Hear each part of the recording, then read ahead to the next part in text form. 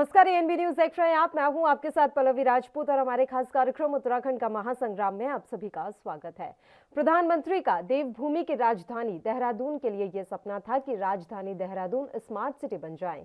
यहां की सड़कें चौड़ी हो जाए, सड़कों के किनारे हरियाली हो, शहर के सारे जो नाले हैं वो ढक जाए, बिजली के तार जमीन के अंदर हो, आवाम के लिए सुलभ शौचालय बनाए जाएं, शहर में पुस्तकालय बने, स्मार्ट सिटी वासियों के लिए साइकिल ट्रैक हो, स्मार्ट विद्यालय हो, स्मार्ट सिटी देहरादून के पलटन बाजार में दिल्ली के चांदनी चौक जैसी रौनक दिखे।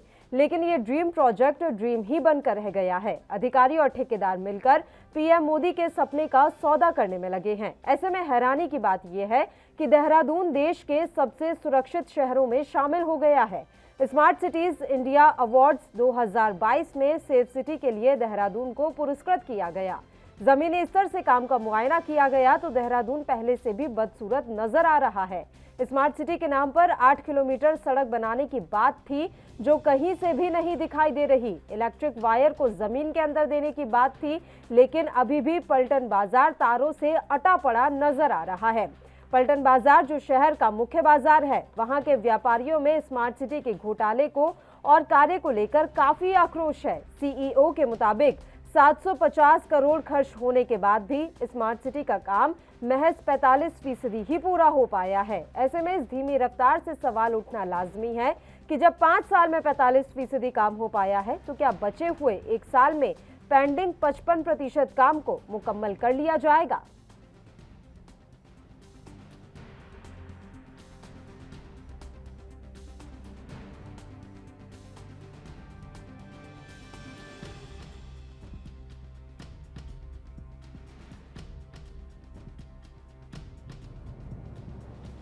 प्रधानमंत्री का देवभूमि की राजधानी देहरादून के लिए यह सपना था कि राजधानी देहरादून स्मार्ट सिटी बन जाए, लेकिन फिलहाल उनका ये सपना पूरा होने में काफी वक्त लगता हुआ दिख रहा है। 2017 में प्रधानमंत्री नरेंद्र मोदी ने देहरादून को स्मार्ट सिटी श्रेणी का दर्जा दिलवाया था। प्रधानमंत्री ने सोचा था कि देहरादून का कायाकल्प हो जाएगा, जिसके लिए प्रोजेक्ट की राशि 1407 करोड़ आवंटित भी की गई, जिसमें से करीब 750 करोड़ की राशि खर्च हो चुकी है, लेकिन काम अभी भी अधूरा ही है। प्रधानमंत्री का देवभूमि की राजधानी देहरादून के लिए जो सपना था वो फिलहाल सपना ही बनकर रह गया है। अधिकारी और ठेकेदार मिलकर पीएम मोदी के सपने का सौदा करने में लगे हुए हैं। और हैरानी की बात यह है कि स्मार्ट सिटीज इंडिया अवार्ड्स 2022 में सेफ सिटी के लिए देहरादून को पुरस्कृत किया गया है, जबकि अगर जमीनी स्तर से काम का मुआयना किया जाए तो देहरादून पहले से भी बदसूरत ही नजर आ रहा है।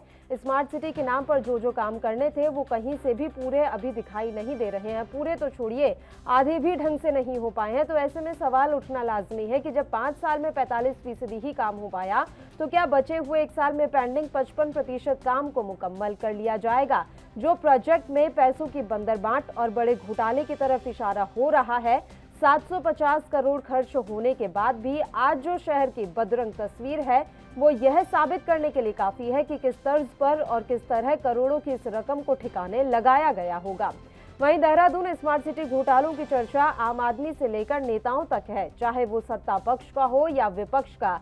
हर किसी की जुबान पर यह चर्चित घोटाला है। यहाँ तक कि देहरादून के मेयर सुनील उनियाल गामा भी स्मार्ट सिटी में हो रहे घोटालों को लेकर चिंतित है। वहीं घोटाले को लेकर अब देहरादून स्मार्ट सिटी के सीईओ कार्रवाई की बात कर रहे हैं। देहरादून को लेकर कई तरह की बातें इस समय सामने आ रही हैं। अभी हम आपको बताते हैं कि कौन कौन से काम स्मार्ट सिटी के तहत जो किए जाने हैं वो अधूरे पड़े हैं। सबसे पहली बात कि इस प्रोजेक्ट की लागत 1407 करोड़ रुपए है, जिसमें से 750 करोड़ रुपए खर्च हो चुके हैं। जुलाई 2023 तक काम पूरा होना है और अभी आप देख रहे हैं कि मार्च 2022 चल रहा है, तो ऐसे में महज 1 साल का ही वक्त बचा हुआ है। प्रोजेक्ट के तहत 8 किलोमीटर स्मार्ट रोड बननी है जो अभी तक नहीं बन पाई। पीपीपी मोड में योजना के तहत 7 स्मार्ट टॉयलेट बनने हैं जिनका काम भी अधूरा पड़ा है। ऐसे ना जाने कितने काम हैं जो इस समय अधूरे ही हैं।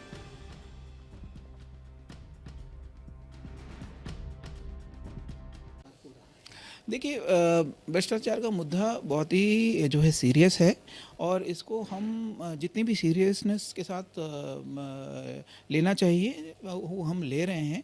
और इसी के मद्देनज़र बीच में जो कॉन्ट्रैक्टर्स हों या कार्यदायी संस्था हों उन पे भी हम लोगों ने एफआईआर किया है और एक कड़ा संदेश हम लोगों ने दिया है कि चाहे वो भ्रष्टाचार हो, कोई भी कार्यदायी संस्था भ्रष्टाचार में लिप्त हो या काम करने से चूके और टाइमलाइंस के अंतर्गत अपना काम कंप्लीट ना हो, इसको बिल्कुल सीरियसनेस से लिया जाएगा और आगे भी इस टाइप के अगर टाइमली कंप्लीशन अगर कार्यदायी संस्था नहीं करती है तो नियमानुसार आवश्यक कार्रवाई की जाएगी।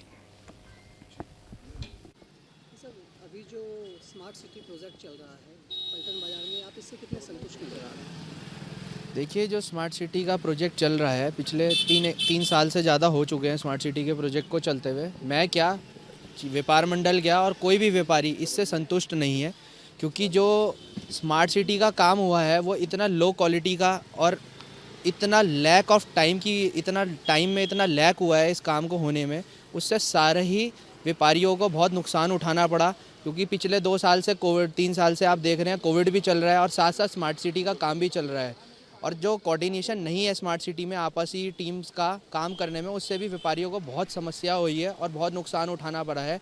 जगह जगह आपने देखा है अभी भी शहर में गड्ढे खुदे पड़े हैं, गड्ढे खुदे ही पड़े हैं 6-6 महीने से, उन्हें बंद करने का कोई भी काम नहीं हो रहा है।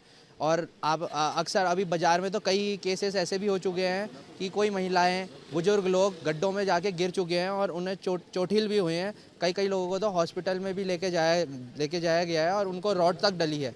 और कई लोगों ने तो, आम जनता ने तो, कई लोग ऐसे हैं जिन्होंने स्मार्ट सिटी के ऊपर मुकदमा भी कर रखा है। आपकी मांग सब क्या लग रहा है कि स्मार्ट सिटी का जो काम चल रहा है यहाँ तरक्की हो रहा है, आप संतुष्ट हैं? देखो 2.5 साल हो गए स्मार्ट सिटी का काम करते हुए। जितने भी दुकानदार हैं इतने ज़्यादा परेशान कर दिया है कि दुकानदारों को लाखों रुपए का नुकसान हो गया है। दुकानों में धूल मिट्टी, और जो इन्होंने टाइलें लगाई हैं वो टाइलें भी हम 3 बार 4 बार इनका विरोध करने के बाद ये बदल चुके हैं। और आज भी आप देखो कि जो बीच में ये बना रखे इन्होंने सब टूटे हुए हैं। हम इस स्मार्ट सिटी से बिल्कुल संतुष्ट नहीं है और मुझे उम्मीद नहीं है कि ये दोबारा से भी अगर कोई काम करेंगे तो अच्छी तरीके करेंगे, क्योंकि स्मार्ट सिटी का काम बिल्कुल बेकार हो रहा है और भ्रष्टाचार हो रहा है। मैं तो खुल के कहूँगा कि भ्रष्टाचार हो रहा है। 750 करोड़ रुपया अभी तक लग चुका है और धरातल पे कुछ नहीं दिखाई दे रहा। धरातल पे तो ये दिख रहा है कि उन्होंने, मेरे ख्याल से 1-2 करोड़ भी नहीं लग रहा जिस तरीके से दिख रहा है। सारी सड़कें टूटी हुई हैं, खड्डे हो रखे हैं, बिजली का जो काम नहीं हो रखा है, बिजली की जो तारें हैं उन्होंने अंडरग्राउंड कर दिए हैं। अब जो उन्होंने ये लगाए हैं बॉक्स लगाए हैं, बिजली बॉक्स इतने बड़े बड़े लगा दिए हैं कि जो 3-3 फुट की जिनकी दुकानें हैं उनके आगे लगाने के बाद दुकानें बिल्कुल बंद हो गई हैं। दुकानें इधर से नहीं दिख रही, उधर से नहीं दिख रही है। तो मैं कहता हूँ कि जी ये जो काम है बिल्कुल घटिया किस्म का हो रहा है और प्रशासन इसका दोषी है।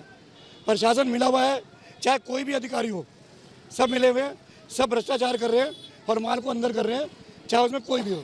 मैं नाम नहीं लूँगा। मैं महानगर कांग्रेस व्यापार प्रकोष्ठ अध्यक्ष सुनील कुमार बांगा साहब बोल रहा हूँ कि भ्रष्टाचार हुआ है। सिटी का कार्यक्रम पहले चला है घंटाघर से कोतवाली तक, जो कि पब्लिक को बहुत परेशानी हुई और सारे ही नाखुश हैं इससे, क्योंकि समय बहुत लगा है और इच्छा अनुसार दुकानदारों के काम नहीं हुआ है। क्या काम नहीं हुआ? काम इसलिए नहीं हुआ है, एक तो वो टाइलें जो लगी हैं वो बिल्कुल उसमें सीमेंट नहीं पड़ा है, रेत ही रेत पड़ा है, वो उखड़ती जा रही है। ड्रेनेज सिस्टम प्रॉपर नहीं है, दुकानों के अंदर पानी घुस रहा है बारिश आने के बाद। सड़क का लेवल और दुकान का लेवल एक हो चुका है। अदरवाइज़ लेवल क्या है, सड़क का लेवल और दुकान का फुटपाथ का लेवल में डिफरेंस होना चाहिए ताकि देहरादून की बारिश उसको झेल सके। देहरादून में अच्छी खासी बारिश होती है, देहरादून वैली है, उसकी ढाल है, ढाल नीचे की तरफ है, तो पानी सड़क पे, जब सड़क का लेवल और शॉप का लेवल एक ही हो जाएगा तो पानी अंदर जाएगा। जिलाधिकारी से बात की है और जिलाधिकारी को कहा गया है कि अभी जो पलटन बाजार में जो काम चल रहा है उसको फिलहाल अभी रोक दिया जाए, क्योंकि व्यापारियों को हित को देखते हुए और जनहित को देखते हुए कार्य होना है। स्मार्ट सिटी का मतलब है कि स्मार्ट बनना है, शहर को स्मार्ट दिखना है। तो जब परेशानी होनी है तो पहले जैसा क्यों नहीं, फिर पहले जैसे लगना चाहिए था। इतना पैसा गवर्नमेंट दे रही है। मैं सेंट्रल गवर्नमेंट का दिल से धन्यवाद ज्ञापित करना चाहूँगा कि 1400 करोड़ रुपया स्मार्ट सिटी के तहत उन्होंने स्वीकृत किए हैं, जिसमें अधिकतर राजपुर विधानसभा में पैसा खर्च होना है। उसके तहत भी अगर काम स्मार्ट नहीं होता है, कार्य स्मार्ट नहीं होता है, तो फिर जो भी हैं, जो उसमें लिप्त हैं, उनके खिलाफ कार्रवाई होगी और हम जांच भी करवाएंगे। जो दोषी होगा उसके खिलाफ कार्रवाई की जाएगी। देखिए, स्मार्ट सिटी के जो काम बाज़ारों में हो रहे हैं, निश्चित रूप से उसमें जो ठेकेदार को जो काम करना चाहिए था बिल्कुल नहीं हो पा रहे हैं। ठेकेदारों के द्वारा लगातार जो है प्रशासन ने भी और हमने भी बराबर जो है और व्यापारियों के साथ जो है उनकी कई दौर के हमने वार्ताएं कराई हैं, लेकिन उसमें कोई भी रिजल्ट नहीं आया। व्यापारी भाई जो है वहाँ बहुत परेशान हैं और उनकी परेशानी काफ़ी जायज़ है। इसलिए हम माननीय मुख्यमंत्री जी से मिले थे, मुख्यमंत्री जी के भी हमने संज्ञान में डाला है और जो मीटर बॉक्स वहाँ लग रहे हैं उससे तो अतिक्रमण जो हम अतिक्रमण हटाते हैं वो अतिक्रमण को हम न्योता दे रहे हैं। तो इसलिए हमने माननीय मुख्यमंत्री जी से कहा है। किस तरह से देखते हैं कांग्रेस इस चीज़ को? अमित शाह जी कह के तो गए कि बहुत बड़े गड्ढे पड़े हैं और ये स्मार्ट सिटी का ही काम है कि बहुत बड़े गड्ढे देहरादून की सड़कों में पड़े हैं। मैं समझता हूँ कि स्मार्ट सिटी किसी भी नागरिक को जो देहरादून में निवास करता हो ऐसा एहसास होता है कि स्मार्ट सिटी का कार्य प्रारंभ होने के बाद आज 3, साढ़े 3, 4 साल का समय बीत गया है। आज कहीं कोई बदलाव लगता है? हर जगह गड्ढे हैं, हर जगह दिक्कत ही दिक्कतें हैं। तो मैं तो समझता हूँ कि स्मार्ट सिटी का काम इस सरकार ने इस देहरादून को और खराबी की ओर ले जाने के लिए प्रारंभ किया, ऐसा एहसास होता है। ये सहज ठीक ढंग से अगर काम करते, इनका लक्ष्य स्पष्ट होता, इनकी सोच स्पष्ट होती, भ्रष्टाचार की भावना इनके मन में निहित नहीं होती, तो ये काम अंजाम तक पहुंचता और अच्छा रिजल्ट देता। लेकिन दुर्भाग्य से मन में भ्रष्टाचार की भावना निहित है, काम करने का तरीका पता नहीं है, तो हर जगह खोद डाला है। आज हर आदमी परेशान है। वास्तव में चिंता का विषय है क्योंकि बड़ा प्रोजेक्ट है और 1450 करोड़ का ये प्रोजेक्ट है, छोटा मोटा नहीं है और काम भी चल रहा है। लेकिन काम की गति को लेकर, काम की गुणवत्ता को लेकर और जो नियोजन का पक्ष है इसको लेकर तमाम सवाल खड़े हो रहे हैं। बार बार हम अखबारों में भी देखते हैं। जहाँ तक मेयर साहब का सवाल है और क्षेत्रीय विधायक खजानदार, ये लोग लगातार प्रयास भी कर रहे हैं उसको ठीक करने का। लेकिन मुझे लगता है कहीं ना कहीं अधिकारियों के स्तर पर ये ढिलाई है, क्योंकि जो एग्जीक्यूशन है वो कहीं ना कहीं डायरेक्ट इनडायरेक्टली तो अधिकारियों को करना होता है।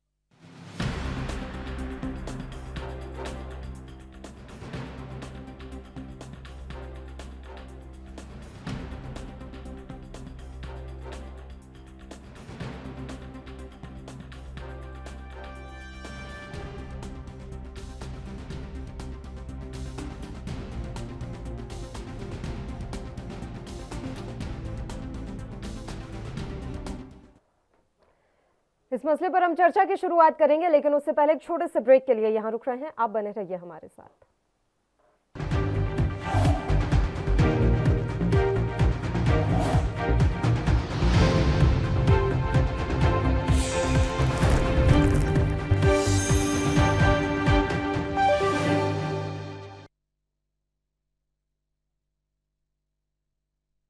ब्रेक के बाद एक बार फिर से आप सभी का स्वागत है। उत्तराखंड के महासंग्राम में आज हम बात कर रहे हैं स्मार्ट सिटी देहरादून के बारे में। स्मार्ट सिटी अभी कहीं से भी स्मार्ट बनती हुई दिखाई नहीं दे रही है। इस बीच रही सही कसर पूरी हो गई है एक अवार्ड से। जी हां, आपको बता दें कि एक अवार्ड इस समय देहरादून को मिला है और ये देहरादून को जो अवार्ड दिया गया है उसके हिसाब से देहरादून देश के सबसे सुरक्षित शहरों में शामिल हो गया है। स्मार्ट सिटीज इंडिया अवार्ड 2022 में सेफ सिटी के लिए देहरादून को पुरस्कृत किया गया। अब जब आप जमीनी स्तर से काम का मुआयना करेंगे तो देहरादून पहले से भी बदसूरत नजर आ रहा है। ऐसे में ये एक बार फिर से चर्चा का विषय बन गया है कि आखिर स्मार्ट सिटी का काम कब पूरा होगा और किस हिसाब से स्मार्ट सिटी को ये अवार्ड दिया गया है। देहरादून स्मार्ट सिटी घोटाले की चर्चा आम आदमी से लेकर नेताओं तक इस समय हो रही है। अलग अलग प्रतिक्रियाएं सबके सामने आ रही हैं। वहीं हम आपको जानकारी दे दें कि अभी भी स्मार्ट सिटी के तहत कई काम पूरे होने बाकी हैं। इसमें एक मॉडर्न दून लाइब्रेरी का निर्माण होना है। प्रोजेक्ट के तहत जगह जगह सीसीटीवी कैमरे लगाए जाने हैं। प्रोजेक्ट के तहत चौराहों पर डिजिटल बोर्ड लगना है। पलटन बाजार प्रोजेक्ट के तहत भी काम होने हैं और इस पूरे प्रोजेक्ट के तहत ग्रीन बिल्डिंग का भी निर्माण होना है। साइकिल ट्रैक का निर्माण होना है। ट्री प्लांटेशन होना है। 3 स्मार्ट स्कूल बनाए जाने हैं। नई पाइपलाइन डाली जानी है। लेकिन अब तक 750 करोड़ रुपए खर्च हो चुके हैं और इस प्रोजेक्ट की जो कुल राशि थी वो ही 1407 करोड़ रुपए थी, यानी कि आधे से ज्यादा की राशि खर्च हो चुकी है। लेकिन अभी आधा काम भी पूरा नहीं हो पाया है। 45% ही काम पूरा हो पाया है।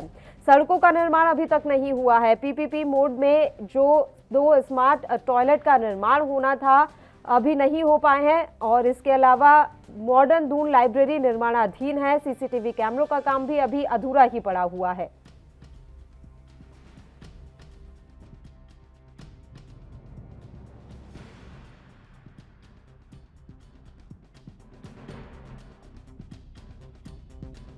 सिटी बनने की कवायद 2017 से ही शुरू हो चुकी थी देहरादून में, लेकिन 2022 आ चुका है, अभी तक स्मार्ट सिटी बनते हुए कहीं से भी नज़र नहीं आ रहा है।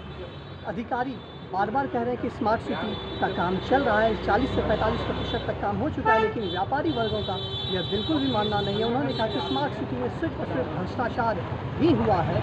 मैं आपको पलटन बाजार की विषय में दिखाने आया हूँ। मैं आज ज़मीनी हकीकत से सभी को रूबरू करवाने आया हूँ कि पलटन बाजार की क्या स्थिति है। आइए आप देखें। मैं आपको सबसे पहले दिखाना चाह रहा हूँ कि इलेक्ट्रिक वायर जो जमीन के ऊपर पिलर पर इलेक्ट्रिक वायर लटक रही है। मैं आपको बताना चाह रहा हूँ कि पलटन बाजार में स्मार्ट सिटी के तहत यह कहा गया था कि जितनी भी इलेक्ट्रिक वायर पलटन बाजार में लटक रही है उसे भूमिगत कर दिया जाएगा, लेकिन अभी भी कहीं ऐसा होते हुए नज़र नहीं आ रहा है। ज़मीन के नीचे तो छोड़ दीजिए, इलेक्ट्रिक वायर जिस तरीके से लटक रहे थे अभी भी उसी तरीके से लटक रहे हैं। बिल्कुल दूसरी बात मैं आपको दिखा रहा हूँ कि सड़क की स्थिति, यदि आप देखें सड़क की स्थिति, तो सड़क की स्थिति पूरी तरह जर्जर हो चुकी है।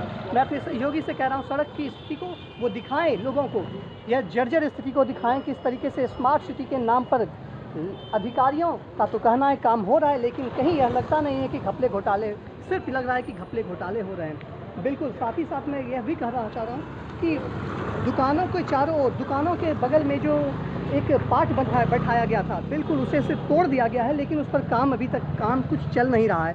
सिर्फ देखें, सिर्फ वहाँ पर काठ का लगा दिया गया है और दुकान नालियों को तो बना दिया गया है, लेकिन नाली के पाट अभी भी देखें बाहर रखे हुए हैं। तो बिल्कुल इससे तो स्थिति यही लगती है कि पलटन बाजार की स्थिति बिल्कुल और भी बद से बदतर होते जा रही है। मैं सहयोगी से कहना चाह रहा हूँ कि वो कैमरामैन कि वो दिखाएं नाला की स्थिति को। अभी जो नाला बन रहे हैं, अब इस तरफ आई वो पार्ट की स्थिति को भी दिखाएं, किस तरीके से पार्ट सिर्फ बना करके छोड़ दिया गया है। यहाँ पर व्यापारी वर्ग का कहना है कि अक्सर एक्सीडेंट, दुर्घटना हो जाया करती है, जिससे महिला और बच्चे ज़्यादा जख्मी होते हैं। तो यह रही हमारी पलटन बाजार की स्थिति। पलटन बाजार के विषय में मैं आपको कहना चाह रहा हूँ कि पलटन बाजार जो है, इसे स्मार्ट, ये जो एरिया है, इसे पलटन बाजार एरिया को, ये मुख्य देहरादून का सबसे मुख्य बाजार है, और देहरादून के इस बाजार को सूरत और दिल्ली के चांदनी चौक जैसा बनाने की बात कही जा रही थी, लेकिन देखने से तो यह नहीं लग रहा है कि इसे दिल्ली के तर्ज पर या सूरत के तर्ज पर बनाया जा सकता है। और चलिए अब चर्चा की शुरुआत कर लेते हैं। 3 मेहमान इस समय हमारे साथ जुड़ गए हैं। मेहमानों से आपका परिचय करवा देते हैं। लखपत बुटोला जी इस समय हमारे साथ जुड़े हुए हैं, प्रदेश प्रवक्ता हैं कांग्रेस पार्टी से। सीमा डोरा जी हमारे साथ जुड़ी हुई हैं, भारतीय जनता पार्टी की प्रदेश प्रवक्ता। और सुनील कुमार बग्गा जी इस समय हमारे साथ जुड़ गए हैं, अध्यक्ष व्यापार मंडल देहरादून से। तीनों ही मेहमानों का स्वागत है ANB न्यूज पर। सीमा डोरा जी, शुरुआत आप ही के साथ करना चाहेंगे। मैम, इस मसले पर हमारी पहले भी चर्चा हो चुकी है, लेकिन अब ये जो विषय दोबारा उठ गया है, चर्चाओं में आ गया है, उसकी वजह पहली तो ये है कि देहरादून को एक अवार्ड मिला है सेफ सिटीज में। तो अभी तो यही जानना चाहते हैं कि इंफ्रास्ट्रक्चर के आधार पर जो ये अवार्ड दिया जाता है, देहरादून तो पहले से भी बदसूरत नजर आ रहा है, तो किस आधार पर यह अवार्ड मिला? और दूसरा मेरा सवाल यह है कि पिछली बार जब मेरी आपसे चर्चा हुई थी तो आपने कहा था कि केंद्र से टीम आ रही है स्मार्ट सिटी प्रोजेक्ट पर काम करने के लिए, कहां तक पहुंची है टीम? नहीं, डिस्कशन हुआ है, टीम ने निरीक्षण किया गया है और काम होना भी शुरू हुआ है। पहले और हमने कहा है जो कमिटमेंट है जिस अवधि में पूरा करने का, तो पूरी कोशिश रहेगी उस अवधि में पूरा किया जाए काम, और अगर नहीं किया गया तो जरूर उसके अगेंस्ट कोई एक्शन लिया जाए। और सेफ सिटीज का देखिए, आपके उत्तराखंड में देखिए, देहरादून कुछ ऐसा नहीं है कि सेफ नहीं है, ऐसा कुछ आपको चारों तरफ नहीं दिखेगी, कहीं कुछ नहीं दिखेगा। लेकिन हाँ, ये है जो स्मार्ट सिटी का काम है वो लेट हो गया, डिले हो गया उसमें, उसके लिए हम खुद भी बहुत दुखी है कि जब तक पहुंच जाना चाहिए, लेकिन उसका कारण था कोरोना और जो चुनाव वगैरह रहे, लेकिन और अधिकारियों के कारण हमने क्या कही, तो हमने आया भी इस प्रोजेक्ट से। लेकिन आगे भी हमारा यही है, हमारी बातचीत भी चल रही है और केंद्र में भी आके निरीक्षण करने की बात चाहिए। तो काम तो देखिए जो है प्रगति पकड़ेगा और शुरू भी हो गया है। पहले से चर्चा हुई है ना सीमा जी, मैं यही जानना चाह रही थी, टीम आई तो नहीं है ना? क्योंकि पिछली बार आपने कहा था कि जल्द ही आ जाएगी, तो अभी भी वही जवाब है कि जल्द आ जाएगी टीम? नहीं, उनकी जो आपस में बातचीत है वो तो हो रही है, लेकिन हाँ, निरीक्षण करने के लिए उन्होंने जो भी इनको टाइम लिमिट दी होगी कि इससे बीच में हम आके चेक करेंगे। तो आपने देखा होगा पहले से काम तो गति पकड़ लिया था हमने, लेकिन हाँ, अधिकारियों के कारण जो काम डिले हुआ है तो जरूर उनके खिलाफ एक्शन लिया जाएगा अगर उन्होंने टाइम पे नहीं दिया ये काम। रही आप लोगों ने बार बार घोटाले की बात करते हो, तो मैं आप लोगों को कहती हूँ कि जनतंत्र जनहित के लिए जो सरकार बनती है, तो अगर आपको कहीं पर भी ऐसा लगता है कि घोटाला आया तो आप लोग बिल्कुल आजाद हैं इसको एक्सपोज करने के लिए। तो प्लीज गो अहेड, आगे आइए और इस चीज को आप एक्सपोज जरूर करिएगा। उसमें हमने भारतीय जनता पार्टी ने कभी भी रोका नहीं है किसी को। अगर कोई भी दोषी होगा तो उसको तुरंत उसके खिलाफ एक्शन लिया जाएगा। बहुत ही जो भारतीय जनता पार्टी है वो जो डिसिप्लिन वाली पार्टी है, जो हम लोग किसी के भी इसको बर्दाश्त नहीं करेंगे कि अगर वो कोई अधिकारी हो या कोई नेता हो, किसी में भी अगर आपको घोटाले को दिख रहा है तो उसको एक्सपोज करके दिखाइए, तब बात बनेगी। अगर खाली बातें करने से कुछ नहीं होता। तो रही बात, आपको मैंने पहले भी शायद आपके चैनल पे मैंने बोला था कि जब बहुत बड़ा काम पकड़ा जाता है तो काम स्टेप बाय स्टेप होता है, तो काम बहुत बड़े लेवल पे बिखर जाता है। तो जब काम कई जगह चल रहा होता है तो हमें ऐसा लगता है कि पैसा तो कहीं इतना लग गया लेकिन काम नहीं हुआ, लेकिन सब कामों की नींवें गल चुकी होती है। हाँ, एक तरीका इनका जरूर गलत था। तरीका इनका ये गलत था कि पहले एक काम को खत्म करना चाहिए था, फिर दूसरा पकड़ना चाहिए था। इन्होंने सब कुछ एक साथ शुरू कर दिया। सब कुछ एक साथ शुरू करने के कारण पूरा ऐसा लग रहा है शहर की खुदा हुआ, लेकिन कुछ काम नहीं हो रहा। लेकिन ऐसा नहीं है, काम हुआ है। तो अप्रॉक्स 48% काम हो चुका है और बाकी का काम जो होना है वो ऊपर का हो। 48% हो गया था। ओके, ठीक है। 45 हुआ है। और वैसे आप बात ठीक कह रही थी कि बातें करने से कुछ नहीं होता, क्योंकि बातें करने से अगर हो रहा होता तो अब तक स्मार्ट सिटी बन चुकी होती देहरादून, और अब बस 1 ही साल रह गया है इस प्रोजेक्ट की अवधि को खत्म होने में। अब बचा हुआ 55% एक साल में कैसे पूरा होगा, ये देखने वाली बात रहेगी। लखपत बुटोला जी, आपका रुख कर लेते हैं। 750 करोड़ रुपए का इन्वेस्टमेंट अभी आपको देहरादून में नजर आ रहा है, बुटोला जी? देखिए, जहां तक मैं समझता हूँ, देहरादून में पिछले 28-30 साल से मैं रह रहा हूँ। ये स्मार्ट सिटी बनने से पहले देहरादून की ज्यादा अच्छी स्थिति थी। आप सर्वे चौक के पास चले जाएंगे, वहां पर सिर्फ मुश्किल से 300-400 मीटर की दूरी पे भाजपा का ऑफिस है। उसी दूरी को आप देखोगे क्या हाल है, ये किसी से छुपी हुई बात नहीं है। वहीं पे आप देखो तिब्बती मार्केट है, उसका चौक है, उसके बाद वहीं पर से घंटा घर शुरू हो जाता है। जो स्थितियां बनी है वो बद से बदतर होती जा रही, और इसमें एक छोटा समय नहीं लगा। प्रदेश की राजधानी है देहरादून, पहले से डेवलप सिटी है। ऐसा नहीं कि ये आज ही बना है, नई सिटी है, नई परिस्थितियां बनी। लेकिन जिस तरह से आज की स्थितियां, क्योंकि ये एक हमारा व्यापार का हब भी है, यहाँ पे सबसे ज्यादा हमारे व्यापारी लोग रहते हैं। पलटन बाजार उत्तराखंड का सबसे बड़ा मार्केट यहीं पे है।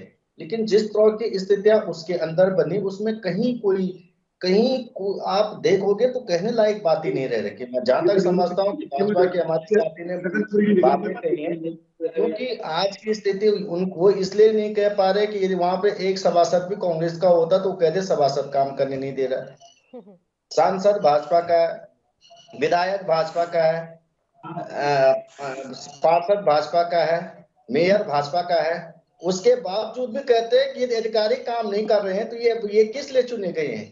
उसके बावजूद भी कहते हैं कि जो काम नहीं करे उनको सजा दी जाए। तो कौन सजा, तो यदि मेयर को मिलनी चाहिए, उन्हें तो इस्तीफा दे देना चाहिए। आपको कोई घोटाले की आशंका नजर आ रही है तो आप उस मामले को उजागर कीजिए, आप बताइए ना, उसके बाद कार्रवाई होगी। और कोविड का बड़ा हवाला दिया जा रहा है लखपत जी की कोविड के समय में काम की गति धीरे हुई और अब काम ने जोर पकड़ना शुरू किया, क्योंकि बीच में चुनाव भी आ गए थे। जी, मैं एक बात कह सकता हूं कि जो काम पहले से चले रहे उन पे चुनाव आचार संहिता का कोई प्रभाव नहीं पड़ता है।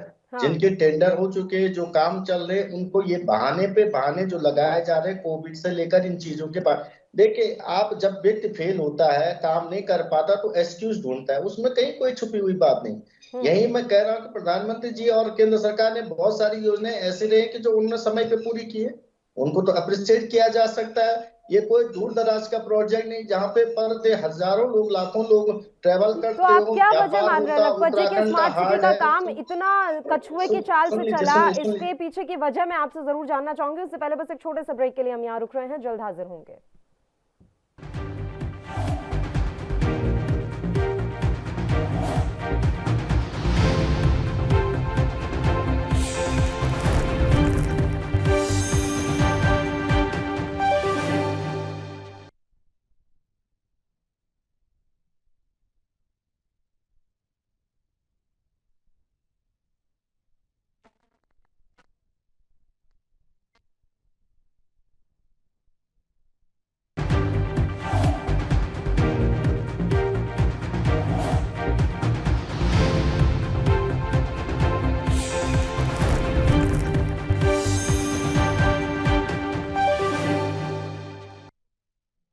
ब्रेक के बाद एक बार फिर से आप सभी का स्वागत है। चर्चा की शुरुआत कर लेते हैं। लखपत जी, आप ही के पास आना चाहेंगे। अब आप अपनी बात जारी रख सकते हैं, बताइए। देखिए, आपने कर दिया, मैं पूरी बात कहता हूँ। आज हमारी बहन ये भी नहीं बता पाएंगी कि जो वर्तमान प्रधानमंत्री ने आदर्श ग्राम योजना के एक योजना चलाई थी, उसके अंदर कितने ग्राम आदर्श हुए, इनके सांसद ने कितने गांव लिए, कौन सा गांव लिए, वो भी नहीं बता पाएंगे। तो जो योजनाएं लॉन्च करना, उन पे बड़े बड़े ढिंडोरा पीटना, यथार्थ ये है कि उसके नाम पे पैसों की लूट खसोट हो रही है। आप कह रही हैं कि आप जाएं, जांच हमें दिखाए घोटाला कहाँ हुआ है। मैं आपसे एक बात कह रहा हूं कि समय पे योजना पूरा न होना ही अपने आप में घोटाला है। आपसे पूछा जा रहा था, आपने 2G 3G 4G के घोटाले के आपने कौन से पकड़ के दे दिए थे? उसमें तो आज भी चिल्ला रहे हैं आप। केंद्र में 8 साल से सरकार में आपने कहा था कि कांग्रेस सरकार ने सब खा दी, किसको आपने जेल में डाला, किसको आपने इसमें दोषी माना। आपके पास तो सारे सब, आम जनमानस के पास क्या ताकत है? अब आप देखते हो, आपको काम दिखाई देता देहरादून के अंदर, आप ISBT से रिस्पना पुल तक आके देख लीजिए मैडम जी, क्या हालत सड़क का है। आप ज्योतिवाला चौक पे आके देखिए, 4-4 घंटा जाम लग जा रहा है। क्या स्थिति बनी हुई है? ये कोई छुपी हुई बात थोड़ी है। हाँ, ये जरूर है कि आपको एक सिस्टम इतना बड़ा जनता ने दिया है, एक आपको इतना बड़ा सपोर्ट जनता ने दिया, आप पे भरोसा किया, तो भरोसे पे आपको खराब उतरना। सांसद आपके देहरादून के अंदर जितने सांसद है, सारे के विधायक जितने आपके सारे विधायक, चाहे वो राजपुर रोड हो, चाहे वो गरीबगंज में हो, चाहे वो धर्मपुर का हो, चाहे वो रायपुर का हो, और चाहे डोईवाला का हो, इसके आसपास चाहे मसूरी का हो, इसके आसपास के जितने विधानसभाएं हैं, सब में तो आपकी विधायक है, पार्षद मैक्सिमम आपके, मेयर आपका, सांसद आपका। उसके बाद भी आप कहते हैं कि अधिकारी बख्शे नहीं जाएंगे, अधिकारी गलत कर रहे हैं। तो आप ये बताएं कब बख्शे जाएंगे? जब 2/3 से ज्यादा समय गुजर गया और काम आपने 1/3 नहीं किया है, तो कब एक्शन लेंगे आप? इसका मतलब है जब आप चोर है, भ्रष्टाचार में लिप्त, तभी आप अधिकारियों को नहीं कह पा रहे, तभी उनको टाइट नहीं कर पा रहे आप, तभी उनसे काम नहीं ले पा रहे। मैं ये जरूर कह सकता हूं कि देहरादून की जरूर मैं कह सकता हूं, मैं जहां तक वाराणसी गया था, वहां मैंने देखा और बेहतर काम, बेहतरीन काम है। और 1 साल के अंदर जो वहां पे काम हुआ है, उसका कोई भी स्थान नहीं है। मैं निश्चित रूप से कह सकता, हमारे यहाँ पे 3-3.5 साल गुजर गए, एक भी केवल सड़कें खोदने का काम किया गया, नालियां खोदने का काम किया गया, सड़कों के बीच में पूरे के पूरे पाइप लाइनों को खोदने का काम किया गया। अभी 10 दिन पहले हमारे गली में पूरा का पूरा सड़क खोद के चले गए, उनकी कोई रिस्पॉन्सिबिलिटी नहीं है। दोबारा सड़कें जो अच्छी थी उनको बनाया नहीं जा रहा, पानी के कनेक्शनों को तोड़ के चले जा रहे हैं, JCB चला के खोद के चले जा। तो एक सिस्टम जो खत्म किया गया है, ये भाजपा की बात नहीं, ये जो केंद्र सरकार की एक अच्छी योजना है, प्रधानमंत्री की अच्छी सोच थी, उसको लेकर के जो हिंदुस्तान के प्रति और हिंदुस्तान के छोटे शहरों को एक अच्छा मॉडल शहर बनाने की जो उन्होंने परिकल्पना की थी, उसका हम स्वागत करते हैं। लेकिन जो काम इनके लोगों को करना चाहिए, जो सरकार यहाँ पर है, वो सरकार निकम्मी है, निठल्ली है, भ्रष्टाचार में लिप्त है, और वो प्रधानमंत्री के सपनों को भी ड्रिल करने का काम करे। मैं तो ये कह सकता हूँ कि यहाँ पे चाहे इनके विधायक हो, चाहे इनके मेयर हो, और चाहे इनके सभासद हो, चाहे इनके ठेकेदार है, सब मिले हुए हैं। इस पैसे की बंदर बांट की जा रही है, और समय पे न होने पे एक्सटेंड किया जाएगा, बजट बढ़ाया जाएगा, केंद्र से फिर बढ़ाया जाए, और यही भाजपा का असली स्वरूप है। चलिए ठीक है, सुनील कुमार बग्गा जी भी हमारे साथ जुड़े हुए हैं, अध्यक्ष व्यापार मंडल के हैं। एक बार उनसे भी बातचीत कर लेते हैं। सुनील जी, आप लोगों को किस तरह की परेशानियां आ रही हैं? क्योंकि पलटन बाजार को एकदम नया बनाने की कवायद शुरू की जा रही थी, लेकिन अभी तो पलटन बाजार के हालात काफी खराब दिख रहे हैं। अपनी परेशानियों को जब आप पहुंचाते हैं अधिकारियों तक, तो क्या जवाब मिल रहा है आप लोगों को? मैडम, 5 साल होने वाले हैं जी, और स्मार्ट सिटी का काम आज भी मैं समझता हूँ ये 45% बना रहा है। मेरे हिसाब से तो अभी 20% भी काम नहीं हुआ, 20% काम नहीं हुआ। और जितने बाजार में चैम्बर हुए हैं, टैलेंट हुई है, इन्होंने छज्जे हमारे तोड़ दिए हैं। छज्जों का निर्माण करने के लिए इन्होंने बोला था, अभी तक निर्माण नहीं हुआ है। अब दोबारा से जब नई सरकार आ गई है, तो तब भी हम इनसे उम्मीद रखते हैं कि अब ये काम करे, अच्छा काम करे, क्योंकि अब इन्होंने बाजार को खंडर बना दिया है। और जितने भी व्यापारी पलटन बाजार में थे, वो आज की डेट में स्मार्ट सिटी के काम से परेशान है। पहले कोरोना ने तोड़ दिया, अब स्मार्ट सिटी के काम ने तोड़ दिया। इनके अधिकारियों के बीच में तालमेल नहीं है। एनडीडीए का साथ तालमेल नहीं है, स्मार्ट सिटी वालों का तालमेल नहीं है, विधायक का तालमेल नहीं है। और मैं ये कहता हूँ कि ये जो सारे काम हैं विधायक को देखने हैं, ना कि डीएम साहब को देखने हैं। डीएम साहब तो एक अधिकारी है, उन्होंने ऑर्डर दिया है, वो अगर वो काम नहीं करेंगे तो उनका क्या होगा।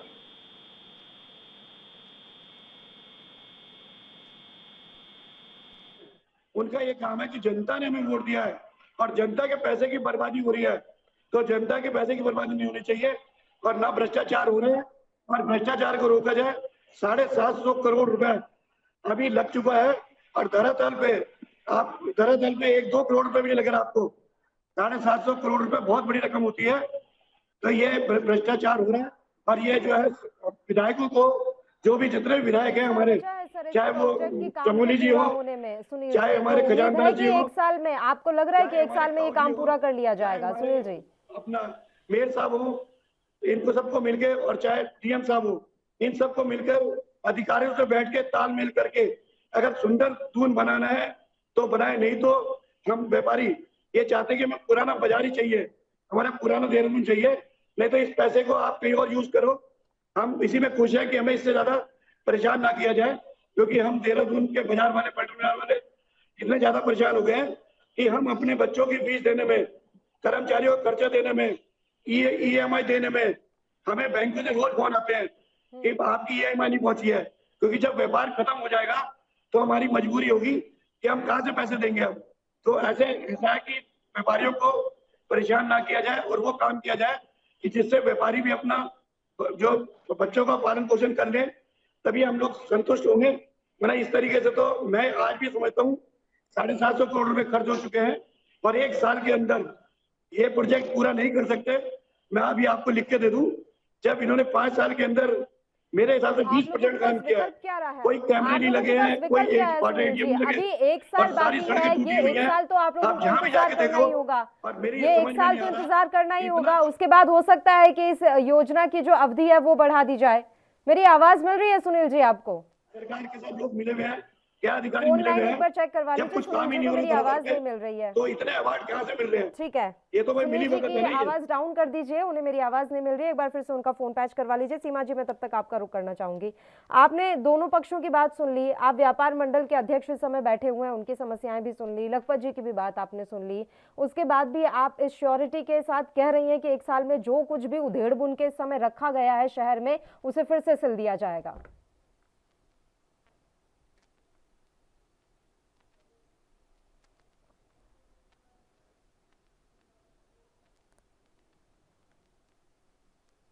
सीमा जी, मेरी आवाज मिल रही है आपको?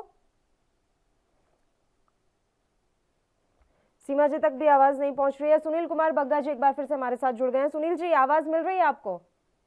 जी मिल रही है, मिल रही है। सुनील जी, मैं आपसे ये सवाल कर रही थी कि अब आप लोगों के पास विकल्प क्या है, क्योंकि एक साल का तो इंतजार आप लोगों को अब करना ही पड़ेगा। एक साल तो अभी अवधि है कि इस योजना को पूरा कर लिया जाए। उसके बाद अब ये भी संभावनाएं हैं कि अगर एक साल के भीतर ये तमाम काम पूरे नहीं हुए तो इस योजना की अवधि को बढ़ा दिया जाएगा। तो विकल्प क्या बचा है व्यापार मंडल के पास या वहां के व्यापारियों के पास? तो मैडम, व्यापार मंडल तो यही कर सकता है कि धरना देगा। स्मार्ट सिटी वालों को जाके हम खड़े होके ऑफिस में धरने देंगे और उनको कहेंगे भी ये काम पूरा करो। अगर काम नहीं पूरा करेंगे तो फिर हम बाजार में काम नहीं करने देंगे इनको। हम कहेंगे अच्छा काम करो, तब तो हम करेंगे, नहीं तो इस तरीके से जो पैसा आपका है उसे वापस दे दो। हम किसी को काम नहीं करने देंगे बाजार में। हमारे पास ये जो है, और बाजार में इकट्ठे होंगे, दुकानदार से इकट्ठे होंगे और मेयर साहब के पास भी जाएंगे, डीएम साहब के पास भी जाएंगे दोबारा से कि भाई आप ये काम जो है सही करवाओ, नहीं तो हम नहीं करने देंगे। हम लोगों के पास तो, दुकानदारों के पास यही है ना। चलिए ठीक है। सीमा जी, आवाज मिल रही है आपको? जी, आपने दोनों पक्षों की बात सुन ली सीमा जी, सुनील जी की भी बात सुन ली, लखपत जी की भी बात सुन ली। अब आप जान ही रही हैं कि किस तरह की स्थितियां वहां बन रही हैं। उसके बाद भी आप श्योरिटी के साथ कह रही हैं कि एक साल के भीतर जो पूरा शहर इस समय उधेड़ के रखा हुआ है उसे फिर से सिलबुन दिया जाएगा। जी, जैसा कि इन्होंने कमिटमेंट किया और हमने भी इनसे फोर्स कर दिया कि बिल्कुल आपको खत्म करना ही, अपनी टाइम लिमिट जो आपने दी थी उस पे आपको काम खत्म करना पड़ेगा आपको। तो हमारा प्रेशर पूरा रहेगा और कोशिश भी रहेगी कि इस तरीके से नाराजगी ना हो इन लोगों की। अपनी जगह व्यापारी बिल्कुल सही है, उनको वाकई तकलीफ हो रही है, उनको उसके लिए मैं भी अफसोस जताती हूँ उनको, और साथ में अपनी सरकार की तरफ से भी माफी मांगती हूँ कि कहीं ना कहीं जो थी लेट हुआ, जो नहीं होना चाहिए। लेकिन ये बात अगर गलत तरीके से बोली जाए तो वो गलत है कि आप कह दो कि बंदरबाट हुआ है, कभी आप कहते हो कि लूट खसोट मच रही है, कभी आप कोई दोषारोपण करते हो। देखिए, हम इस चीज से एग्री हैं, हमारे किसी नेता ने, हमारे किसी अधिकारी ने ये बात नहीं कही अपने मुंह से कि काम में डिले नहीं हुआ, बिल्कुल हुआ, वो गलती है उन लोगों की। लेकिन उसके पीछे हमने बताया भी कि एक रीजन कोरोना था और एक रीजन चुनाव था, और साथ में व्यापारियों को भी हमने इधर उधर कराया क्योंकि उन्होंने टाइमली काम नहीं दिया। लेकिन उसको दूसरी तरीके से नहीं बोलना चाहिए कि सब के सब भ्रष्टाचार में लिप्त, और अगर भ्रष्टाचार में लिप्त आपको दिख रहा है तो देखिए, बात वो बोली जिसका प्रूफ हो, चाहे वो लखपत बटोला जी हो चाहे पे बग्गा जी हो, दोनों को मैं बोलती हूँ, आप अंदर बिल्कुल काम करिए, आप खूब पता लगाइए कौन किसने बंदरवाट करी, कौन है वो जो लूट खसोट कर रहा है, आप प्रूफ लेकर आइए, साक्षात सोशल मीडिया में डाल दीजिए, हम आपके साथ हैं। पूरी जनता पार्टी आपके साथ खड़े होगी, पूरी की पूरी जनता पार्टी आपके साथ खड़े होगी। तो आप इस तरीके से कि हम काम जो है वो काफी हद तक नीचे नीचे हो चुका है, लेकिन बिखर गया है। पिछले वाला काम समेट लेंगे तो बहुत ज्यादा काम आपको दिखेगा, कुछ समय बाद आपको लगेगा देहरादून योजना का समय तय किया गया, उस तय समय सीमा में योजना पूरी नहीं हो रही है। ये साफ तौर पर दिखा रहा है कि किस तरीके का काम हुआ है और कहां पर गड़बड़ है और कहां पर घोटाला है। उनके लिए तो यही काफी है। तो उनका काम है कहना, क्योंकि वो तो विपक्ष में, विपक्ष को सिर्फ, लेकिन विपक्ष जो होता है ना, विपक्ष इसलिए भी होता है गतिशील बनाया जाए काम को। विपक्ष ये कहता, इसके लिए नारेबाजी करता, इसके लिए आपके काले झंडे दिखाता, तो मैं उस विपक्ष को मानती, सल्यूट करती कि आपके कारण काम ने गति पकड़ी। जहाँ पर काम नहीं हो रहा था अधिकारियों के आगे खड़े होते, और सिर्फ घपला घोटाला बंदरबाट ये सब करने से कुछ नहीं होता। विपक्ष का तो आपने कभी भूमिका निभाई नहीं ना। अब आपकी छाती पे सांप लौट रहे हैं क्योंकि जीत गई बीजेपी। आपको तो ऐसा लग रहा था ये सारे हथकंडे अपना के बीजेपी को हरा देंगे, लेकिन वो हो नहीं पाया। तो इसलिए ये लोग ऐसी ऐसी उल्टी सीधी बातें कर रहे हैं। बात तथ्यों की करिए, बात मुद्दे की करिए। हम आपके साथ खड़े होंगे अगर आप मुद्दों की बात करेंगे, और हम सैल्यूट भी करेंगे कि आपका काम ही यही है। विपक्ष का तो काम यही है कि अगर पार्टी से कोई गड़बड़ हो जाए, अगर पार्टी से कहीं डिले हो जाए, तो आप खड़े होइए, आप साथ में काम करिए, आप साथ में हल्ला इस बात पर भी तो गौर कीजिए ना सीमा अरोड़ा जी, लखपत जी ने भी यही बात कही है कि जिन कामों का टेंडर निकल जाता है, जो पहले से ही चल रहे होते हैं, चुनाव आदर्श आचार संहिता में वो काम नहीं रोके जाते, लेकिन उस समय भी वो काम रुके रहे। तो उसके पीछे क्या वजह थी? कोरोना का समय हम मान लेते हैं 2 साल का, बाकी के 3 साल शुरू में तो हुआ मैडम, 5 ही साल शुरू में तो हुआ, जब स्टार्ट हुआ 2017 से स्टार्ट हुआ, वहां तो काम हुआ। लेकिन जब कोरोना आ गया तो काम रुक गया 2.5 पौने 3 साल। लेकिन उसके बाद धीमी गति से काम हुआ, अब दोबारा से तेज हो गया। जैसे चुनाव हटे शुरू हो गया। जिस बात आप कह रहे हो, ये रिस्पना वाली जो रोड कह रहे हो, उसमें पूरी मिट्टी बिछ गई है। हाँ, वहाँ पे था, गैपिंग थी वहाँ पे, लेकिन वहाँ पर अब मिट्टी बिछ गई है। वहाँ पे बिल्कुल जो लेवल पे आ गई है रोड। अब धीरे धीरे होएगा, काम शुरू हो जाएगा। मैंने कहा ना, गति पकड़ ली है और आगे तेजी से पकड़ी जाएगी। हाँ, ये जरूर है कि जितना टाइम लिमिट दी थी, इससे थोड़ा तो डिले होगा, क्योंकि वो 2 साल को तो कवर करना पड़ेगा। 2 साल में ही कवर भी करेंगे तो 1 साल में करेंगे, 7-8 महीने में करेंगे, लेकिन थोड़ा डिले तो होगा, लेकिन काम जरूर पूरा होगा। लेकिन मैंने पिछली बार भी डिबेट में ये बात कही थी कि काम को हो जाने दीजिए, पहले टाइम लिमिट तो निकलने दीजिए, जो टाइम लिमिट दी उन्होंने, उसके बाद हम लोग जो है वो मिलकर हल्ला बचाएंगे कि ये काम क्यों नहीं हुआ, यहाँ पर बंदरबाट हुई, यहाँ पर गलत काम हुआ, यहाँ पर सड़कें ठीक नहीं हुई, तब बात करेंगे ना। अभी तो काम समझिए, आप खुद ही कह रही हैं कि कार्य की अवधि बढ़ सकती है, और वहीं सुनील कुमार बग्गा जी ने साफ तौर पर कह दिया है कि 1 साल के अंदर काम होता है तो ठीक, नहीं तो उसके बाद वो लोग काम ही नहीं होने देंगे। पूरा व्यापार मंडल इकट्ठा होकर एक भी काम नहीं होने देगा। उनकी हालात इस तरह की हो गई हैं। अब ऐसे कश्मकश में किस तरीके से चीजें सुधरेंगी, ये जरूर बताइएगा। एक छोटे से ब्रेक के लिए यहाँ रुक रहे हैं, जल्द हाजिर होंगे।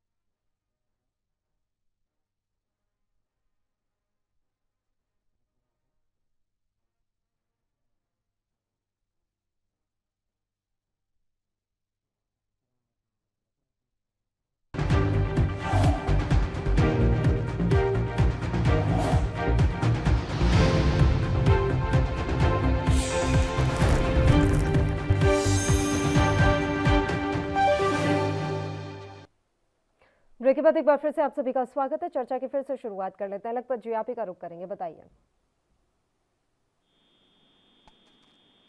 आपने देहरादून की बात की है, मैं ये जरूर कह सकता हूँ कि देहरादून के जो हालात हैं, जो परिस्थितियां हैं, वो इतने खराब हो चुके हैं कि व्यापारी लोग जिनकी रोजी रोटी है, जिनका कारोबार है, उन लोगों से पूछे कि एक एक दिन, एक एक हफ्ता, एक एक महीना कैसे उन पे गुजर रहा है।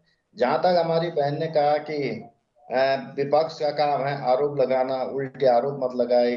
बहन, मैं एक चीज जरूर आपसे कह सकता हूँ कि चलो हम विपक्ष है, हम तो आरोप लगाएंगे, आप कहेंगे झूठे आरोप लगे, लेकिन आपके संजय गुप्ता ने आपके प्रदेश अध्यक्ष पे भ्रष्टाचार के आरोप लगाए, मीडिया के सामने कहा कि प्रदेश अध्यक्ष मदन कौशिक ने करोड़ों का घोटाला कर दिया है, करोड़ों का भ्रष्टाचार कर दिया है।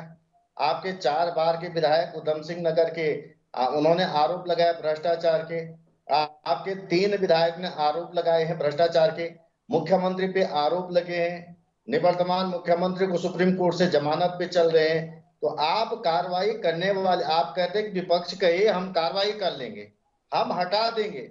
जब आप अपने विधायकों की बातों पे ही संज्ञान नहीं ले रहे, कार्रवाई तो छोड़ दीजिएगा, संज्ञान नहीं ले पा रहे हैं, तो विपक्षी बातों को आप क्या संज्ञान लेंगे? ये तो आप भी जानते हैं, मैं भी जानता हूँ। ये मैं जरूर कह सकता हूँ बहन कि देहरादून में आप भी रहते हैं, मैं भी रहता हूँ, बग्गा जी भी रहते हैं। देहरादून की हालत क्या है, सड़कों की हालत क्या है, चौराहों की हालत क्या है? जिस सड़क की, जिस एनएच की आप बात कर रहे हैं कि रिस्पन्ना पुल से लेकर आईएसबीटी तक की, उस सड़क पे 8 साल से एक काम नहीं हुआ। वो अगर मैं झूठ कह रहा हूं तो बग्गा जी भी यहीं रहते हैं। कोई 8 साल में यदि किसी एनएच का 200 मीटर का, 500 मीटर का पैच न बने, सुन लीजिए, मैं आपको आप अपने समय पे जवाब दीजिएगा। मैं निश्चित रूप से मैं ये कह रहा हूँ, 8 साल में यदि काम हुआ तो आप देख लीजिएगा। आप देख ले जोगीवाला चौक के क्या हालात है, डेली किस तरह के एक्सीडेंट हो रहे हैं, कितना लंबा जाम लग रहा है, जब बच्चे स्कूल जाते हैं, जब लोगों का ऑफिस टाइम होता है, क्या हाल है, वो किसी से छुपी हुई बात है। हाँ, यहाँ पे अच्छा होता है, आप कहते हैं हम सुशासन पेश किया, हमने बहुत अच्छा काम किया। देखो, आपने हमें सभासद जिता के दे दिया, आपने हमें विधायक जिता के दे दिया, आपने हमें मेयर जिता के दे दिया, आपने हमें सांसद जिता के दे दिया। हमने 5 साल का काम 3 साल में कर दिया। हम कहते बहुत अच्छा किया।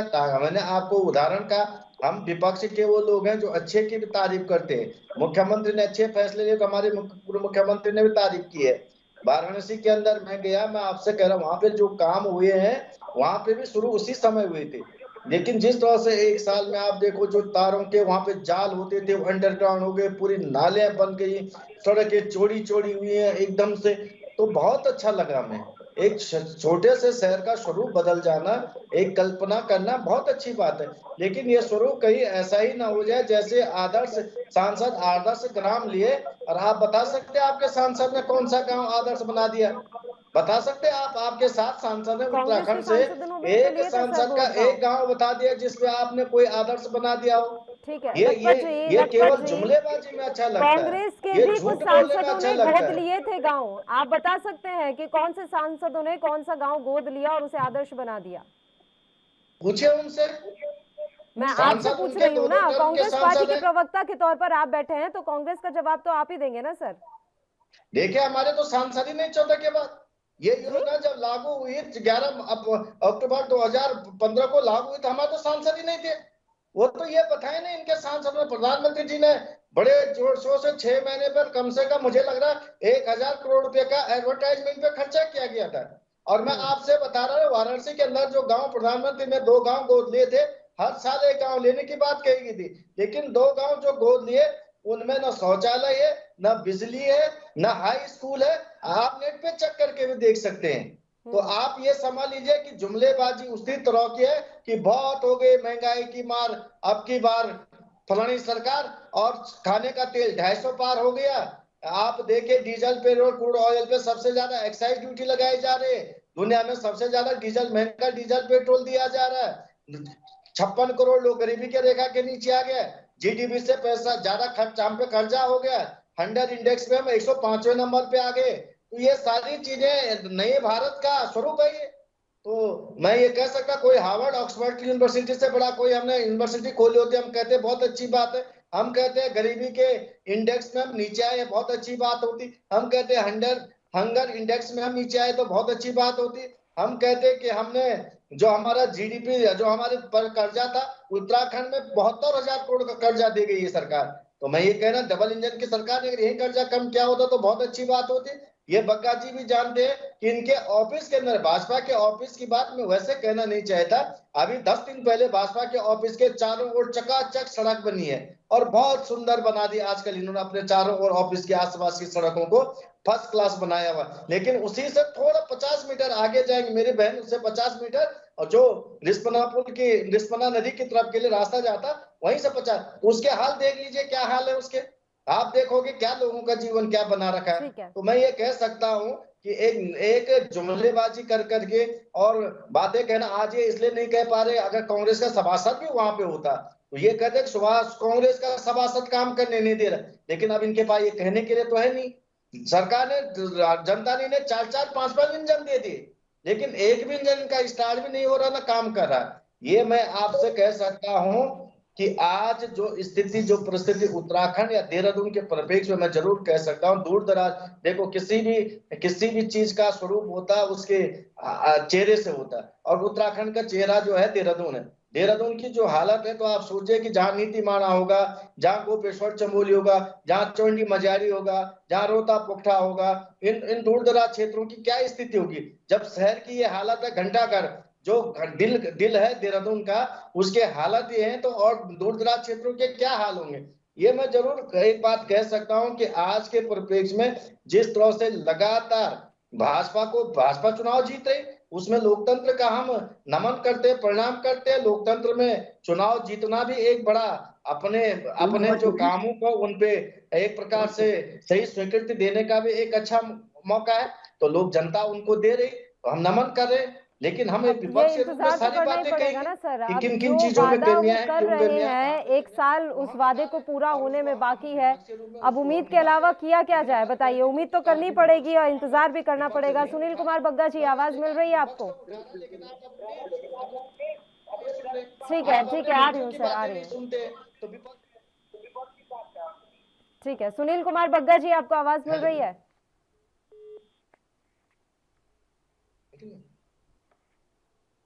सुनील जी तक शायद आवाज नहीं पहुंच रही है। सीमा डोरा जी, आपको आवाज मिल रही है?